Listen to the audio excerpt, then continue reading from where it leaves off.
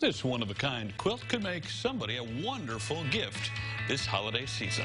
Here with more in today's Creative Corner are the Illini Country Stitchers. We have Patty Anderson, former president, and Kay Miller, the publicity chair, hanging out with us today. Ladies, this quilt is beautiful. I'm going to guess a lot of love and time went into making it. So tell me about it. Well, the makers of the quilt are actually Deanna Williams and Marcia Schneider. And it was they who picked the design, and Deanna actually did the actual quilting on it. It's called Harlequin, which I think is because of the diamonds that's related to jokers and such. So, I don't know. I guess I never really thought about multiple people working on one piece, but apparently that's fairly common when it comes to quilting. Why is that? We do that because you get them done faster. Right? No, it's just fun to work together. So this one, several people did work on it, and I might mention these are batik fabrics, which is a certain type of fabric, and so that makes it very bright and colorful. Well, and it's just as bright and colorful on the reverse side there. This is a twin-size quilt. Right.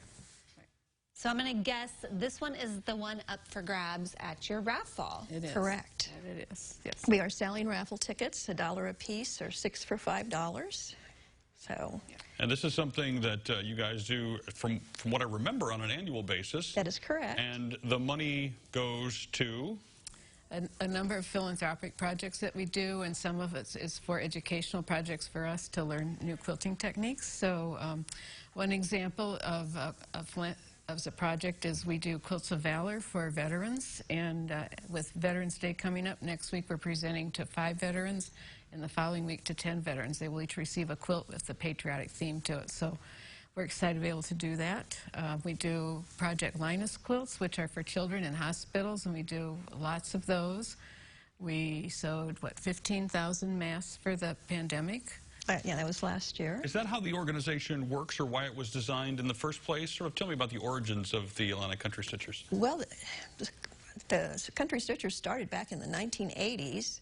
So neither one of us happened to be a charter member, so I can't exactly tell you how it got started, but it's been around for quite a while. And I think it was just mainly the interest of people.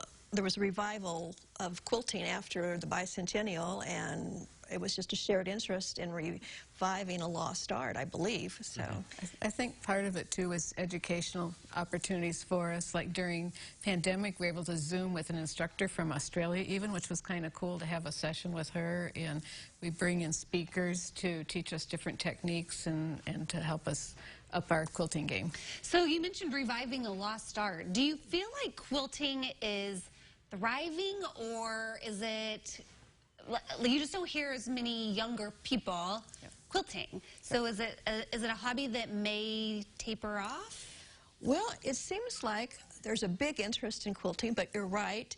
It's usually older people that are involved, but part of our mission is to pass it on.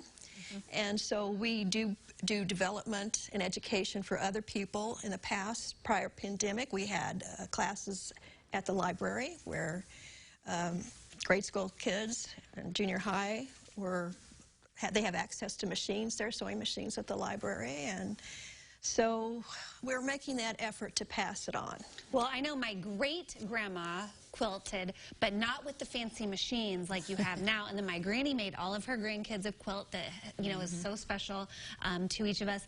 But I'm going to guess nowadays you can whip them out a lot faster than obviously years and years ago. Yeah, you can. I mean, the long arm quilting has really changed the quilting aspect and the possibilities that we have.